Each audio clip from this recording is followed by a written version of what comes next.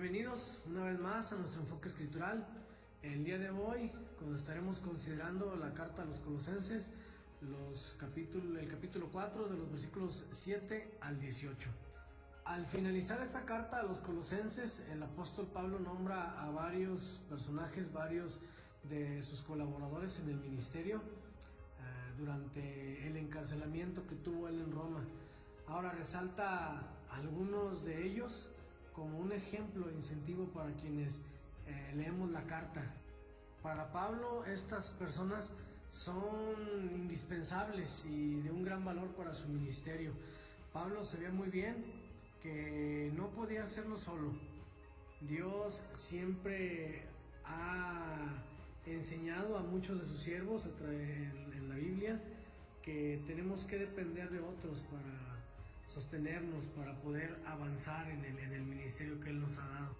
En el libro de Proverbios, el capítulo 27, el versículo 17 dice: hierro con hierro se aguza, y así el hombre aguza el rostro de su amigo.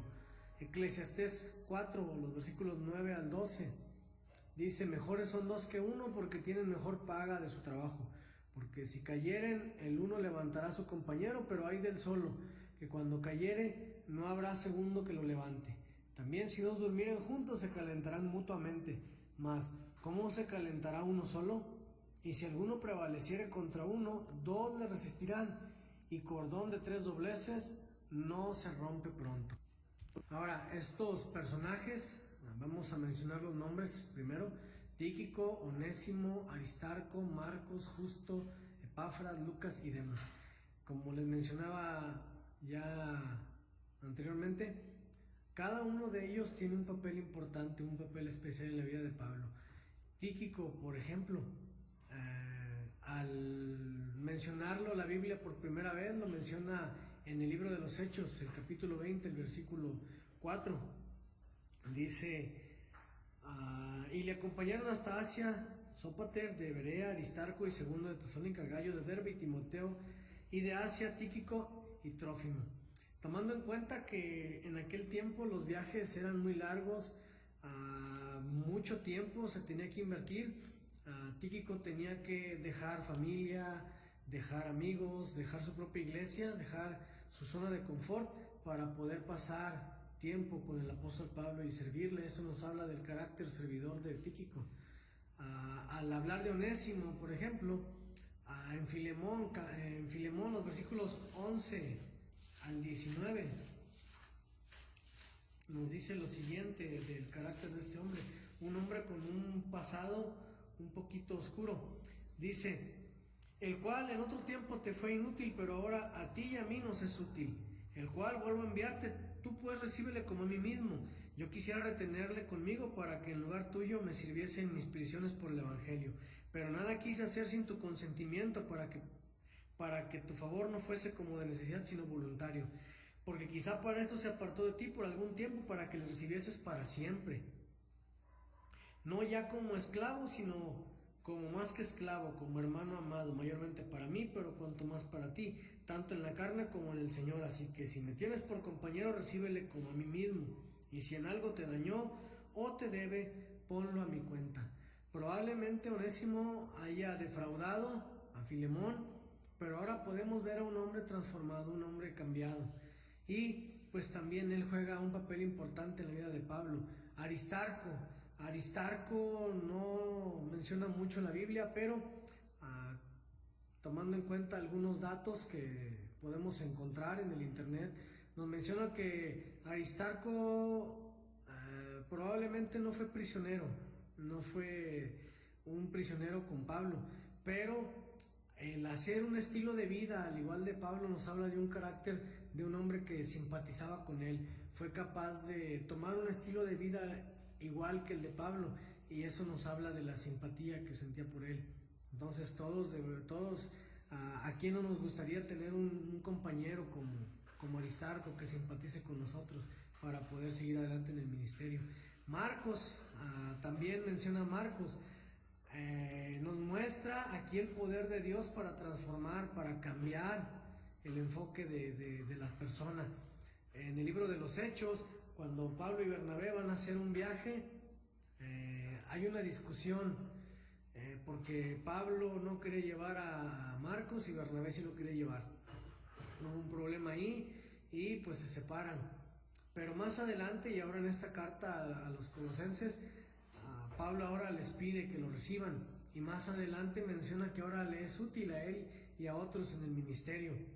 Justo uno de los judíos que está ahí junto con Marcos, si no me equivoco, perdón, dice que son un consuelo para Pablo, un consuelo de que hermanos de su nación, tomando en cuenta lo que dice a los romanos en la carta, pues él esperaba que los judíos también se convirtieran a Cristo.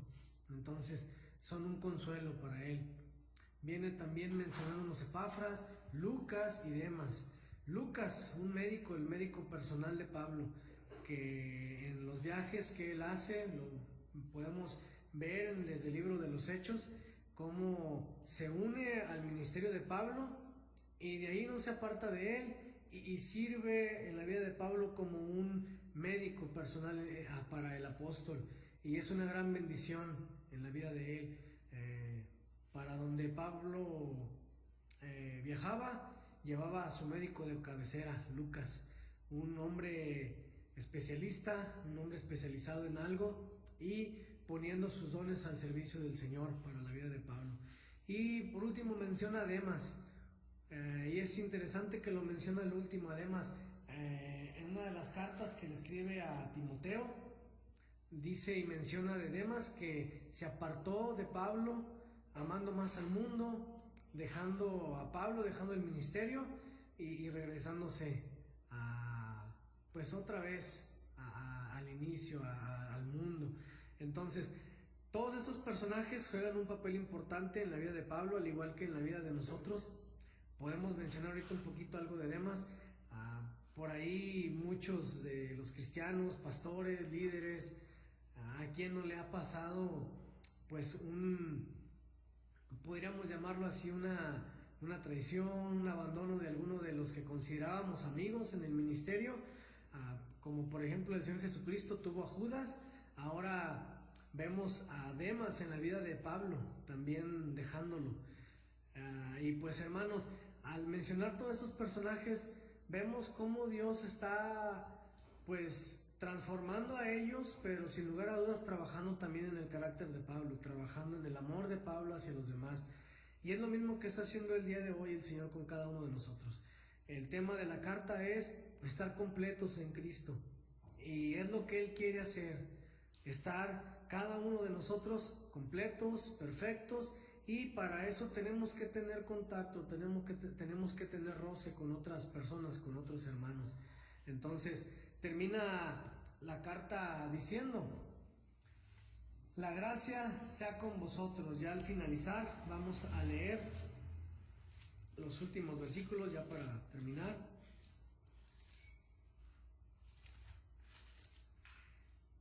Dice Colosenses 4: la salutación de mi propia mano, de Pablo, acordaos de mis prisiones, la gracia sea con vosotros, amén.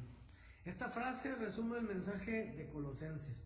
La salvación es por gracia mediante la fe en Cristo, que es en todo suficiente para nosotros, y no mediante las obras humanas que defienden los falsos maestros. Hermanos, Dios les bendiga. Este es el mensaje de la carta a los Colosenses.